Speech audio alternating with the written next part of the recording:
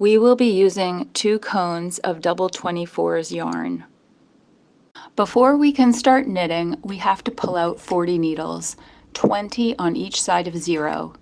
Use the flat edge of your needle pusher to push them to position B. Now use the other side of your needle pusher that has teeth to bring every other needle to position E.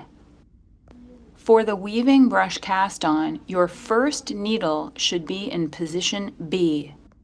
Listed here is information about the needle positions on your machine. Check your carriage settings before you start. The change knob should be set at NL, the tension dial should be set at 4, the cam button release lever and the holding cam lever should both be pushed to the left, and none of the cam buttons should be depressed.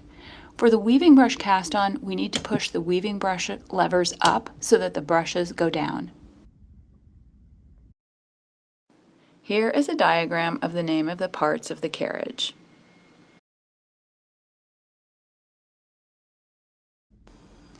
Place your yarn in the yarn feeder and take the end of the yarn and lay it on top of the needles against the gate pegs. Make sure that the yarn is pushed up against the gate pegs, both on top of your needles and under your carriage so it does not get tangled. Now bring your carriage across. Here you have a simple cast on using your weaving brushes. Knit one more row and bring your carriage back to the right hand side. You now have 2 rows of knitting.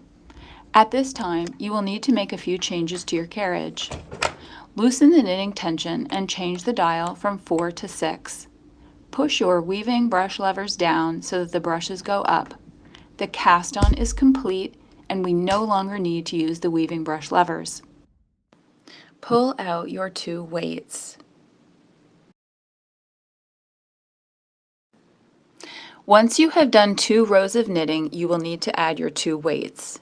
Once you have added them, you can continue knitting. Always make sure to take your carriage to the very end of the needle bed every time you knit a row, whether it be at the right or left side. Here you can see the carriage is 1 full hand span away from my knitting. This will prevent tangles in your carriage getting stuck.